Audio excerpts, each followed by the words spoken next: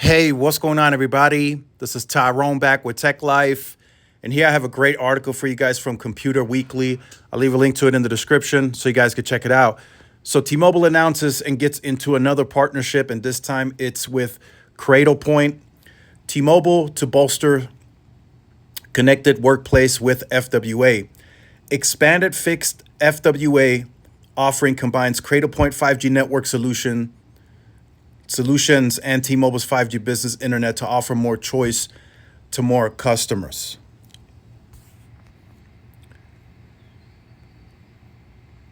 So I'll just read off this part explaining the rationale for the launch.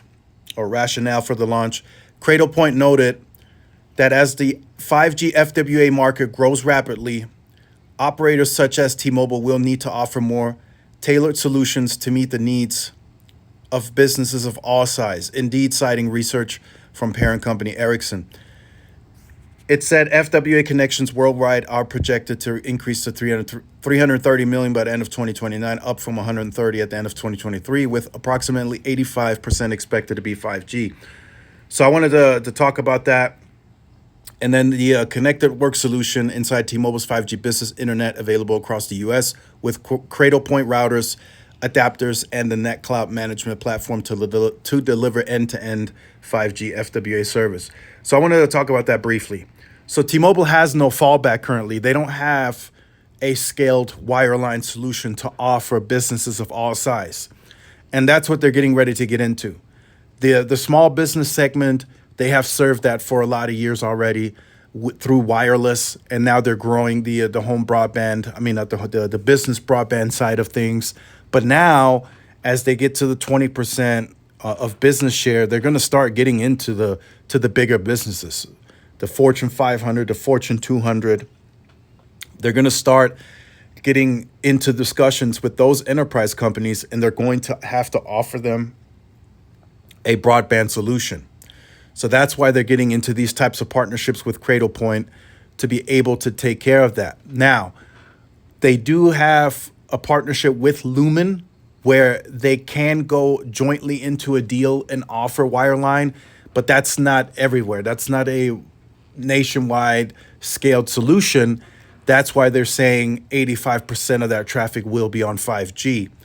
Now, here's what I'm thinking. This is where I'm looking at it objectively, looking at what recently took place with T-Mobile spectrum swaps and them swapping 24 gigahertz with AT&T, buying 24 gigahertz millimeter wave from US Cellular.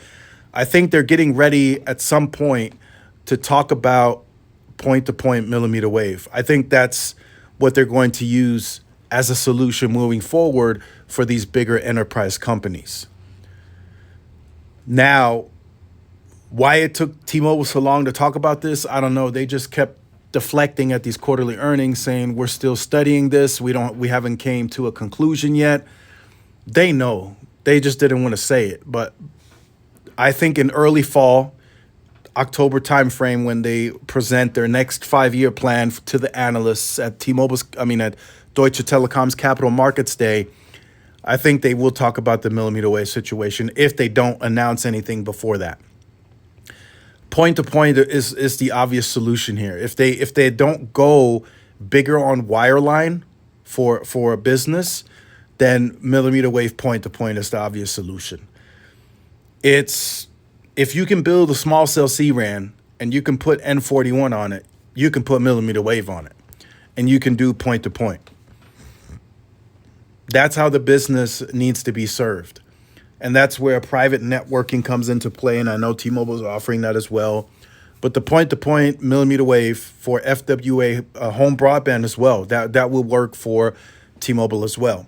Now, scaling millimeter wave for a mobile solution, that's a different story. That's where the mathematics and the return on investment may not make sense. If you have to look at, okay, how many nodes do I have to deploy to reach a similar coverage footprint as midband, right? That's where the math just doesn't make sense. Say you're in the neighborhood, you cover like a 4-mile radius, for an example, with midband, right? Now, in order to reach that same footprint with millimeter wave, you might have to deploy 40 nodes throughout the neighborhood, right? I'm just throwing out an example, but that math just doesn't make sense because all those nodes will require fiber. You have to trench it. The math just doesn't add up, right? The return on investment is not there. You'll probably lose money deploying that. But if you have to deploy maybe 2 nodes and do FWA point to point to serve that business long term and create CLV, then it's a win-win for T-Mobile, especially if the business is not huge and they can serve the needs with the N41 FWA. I mean, it's a win-win for T-Mobile. So T-Mobile announces a Cradlepoint partnership, which is very important for the company. They seem to be very serious about serving the businesses with FWA. But like I said, the bigger businesses, the enterprise, the ones that have like thousands of lines and they have needs for computers, those are the ones that T-Mobile will have to start serving point-to-point millimeter wave. I'm very, very confident in that. Unless they're going to start building wireline as an offload solution, they will have to use the millimeter wave. They will have to start using that to offload, to serve that business with a much better performing spectrum band, right? Millimeter wave can hold way more traffic versus what N41 can do, because N41, you're splitting that with the mobile connection because it can cover such a wide area. You're splitting that possibly with other home broadband users, commercial home broadband users, the consumer. So you definitely have to start thinking and doing a planning period around millimeter wave point to point. So let me know your thoughts in the comments. Like, share, subscribe. If you are new, follow my social media outlets. This is Tyrone with Tech Live. See y'all in the next one. Peace.